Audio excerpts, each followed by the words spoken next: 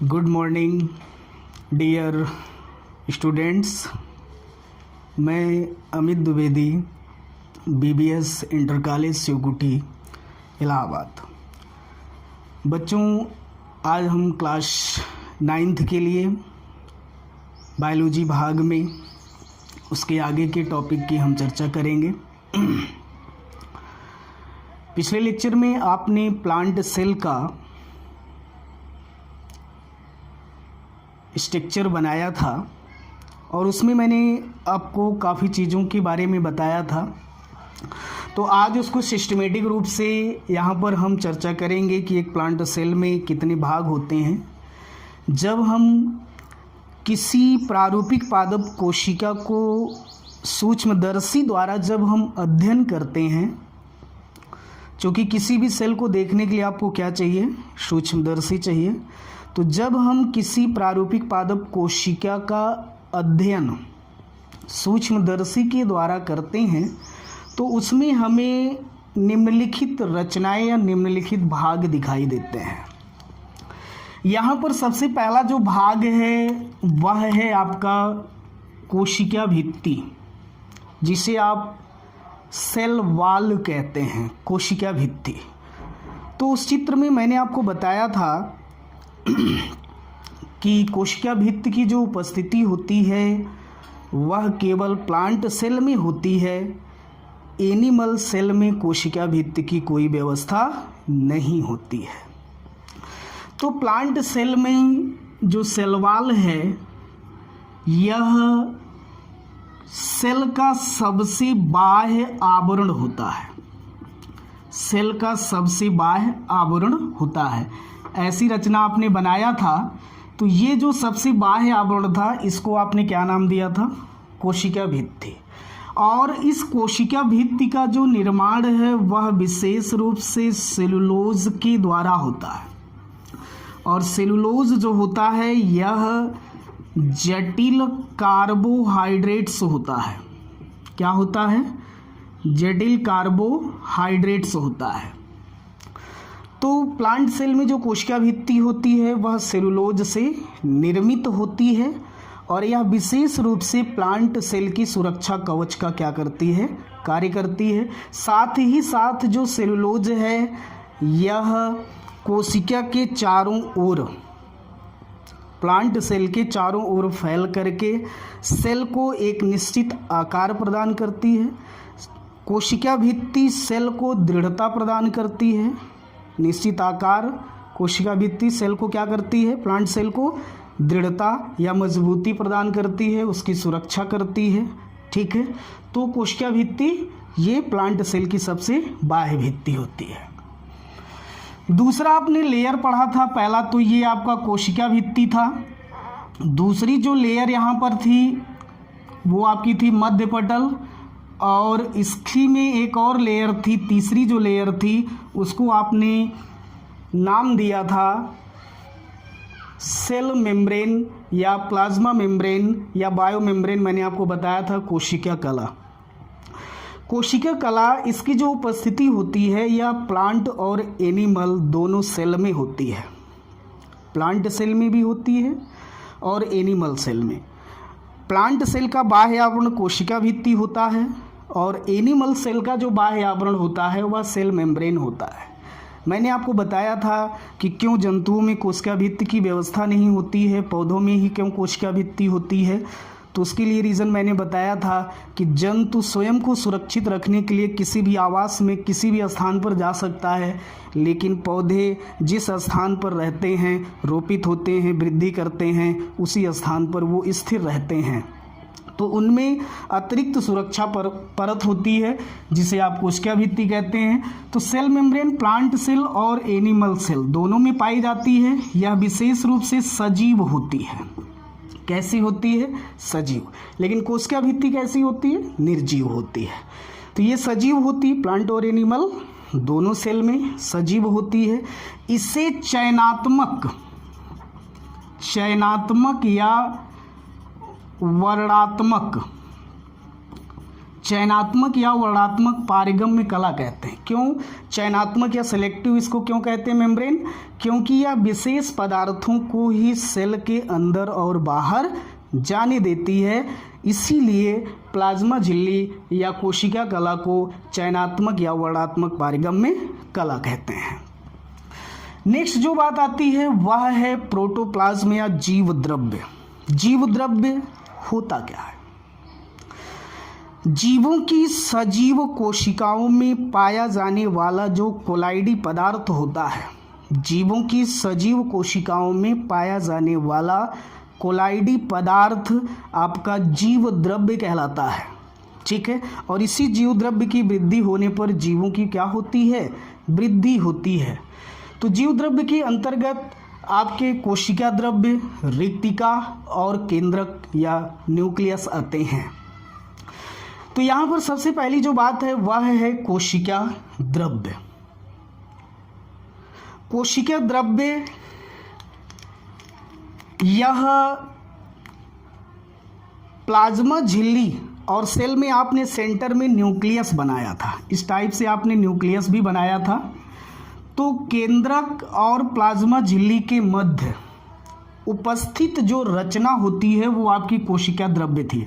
आपने ऐसी रचना बनाई थी और इसमें जो तरल पदार्थ था इसको आपने क्या नाम दिया था?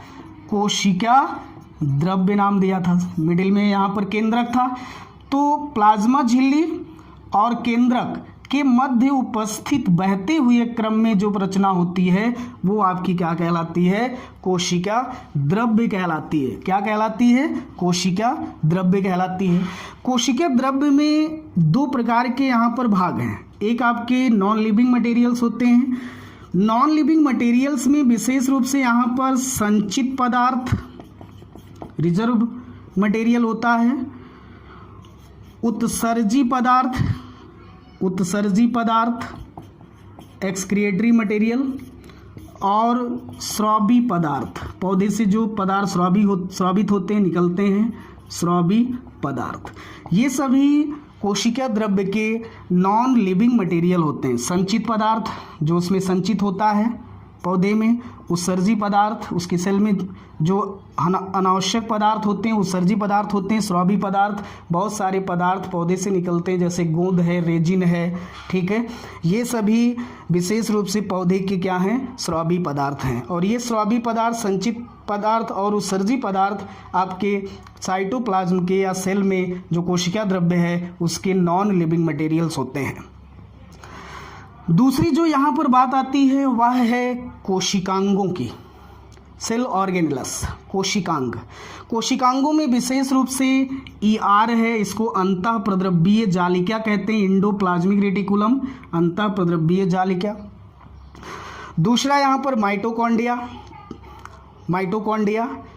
तीसरा प्लास्टिड्स यहाँ पर 3 प्रकार के हैं जो लवक होते हैं पौधे में, इसकी उपस्थिति केवल प्लांट सेल में।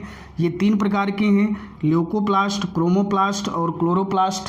इसको कहा जाता है, ल्यूकोप्लास्ट को अवर्णीय लवक, क्रोमोप्लास्ट वर्णीय लवक, क्लोरोप्लास्ट इसको हरित लवक कहते हैं। तो ल्यूकोप्लास्ट जैसे एक सिंपल सा एग्जाम्पल देते हैं, ये तीनों आपके समझ में आ जाएगा। सपोज दैट जैसे टमाटर है, टमाटर जब तरुण अंडाशय में होता है, तो उस समय सफ़ेद होता है। कैसा होता है? सफ़ेद। जब वह पकता है तो लाल होता है, और जब वह कच्चा होता है तो कैसा होता है? हरा होता है। तो तीनों रूपों में रूपांतरित हुआ टमाटर। तो ल्यूकोप्लास्ट अवर्णीय लवक, क्रोमोप्लास्ट लाल आपका वर्णीय लवक, क्लोरोप्लास्ट हरित लवक। तो ये 3 प्रकार के आपके प्लास्टिड्स हैं। नेक्स्ट कोशिकांग है गोल्जी बॉडीज़ या इसको गाल्जिकाय कहते हैं। नेक्स्ट है राइबोसोम, इसे मैंने बताया था प्रोटीन संश्लेषण की फैक्ट्री, इसको बताया था मैंने कोशिका का पावर हाउस, इसको बताया था मैंने जो हरित लवक है विशेष रूप से वो कोशिका का रसोई घर होता है। लाइसोसोम्स, इसे सुसाइड ऑफ बैग या आत्महत्या की थैली कहते हैं लाइसोसोम को। नेक्स्ट भाग यहाँ पर है वैक्यूल्स या जिसको आप रिक्तिका कहते हैं। तो रिक्तिका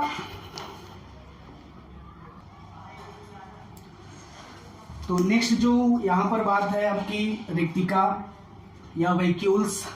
तो प्लांट सेल में आपने देखा था कुछ इस टाइप से रचना उपस्थित थी जो खाली स्थान था। ऐसी रचना को आपने रिक्तिका कहा था। ये जो बाह्य आवरण था इसको आपने नाम दिया था टोनोप्लास्ट का। इसके अंदर जो तरल पदार्थ भरा था उसको आपने नाम दिया था रिक्तिका रस का। तो रिक्तिका जो होती है विशेष रूप से सेल में स्फीति दाब प्रदान करती है। ठीक है, आगे हम इसको विस्तृत चर्चा करेंगे। नेक्स्ट जो बात आती है वह है न्यूक्लियस या केंद्रक कहते हैं। मैंने आपको बताया था कि न्यूक्लियस ब्रेन ऑफ सेल, कोशिका का दिमाग होता है, मैनेजर ऑफ सेल, इसे कोशिका का प्रबंधक भी कहते हैं। केंद्रक को सेल का कंट्रोल चैम्बर भी कहा जाता है, नियंत्रक कक्ष कहा जाता है, क्योंकि इसमें सभी जो क्रियाएं सेल में होती हैं इसी के द्वारा संचालित होती हैं, इसलिए इसको कंट्रोल चैम्बर की भी संज्ञा देते हैं, नियंत्रक कक्ष कहते हैं। तो इस प्रकार से केंद्रक में विभिन्न रचनाएं आपने देखा था। जो बाह्य आवरण था केंद्रक का उसको आपने केंद्रक कला नाम दिया था।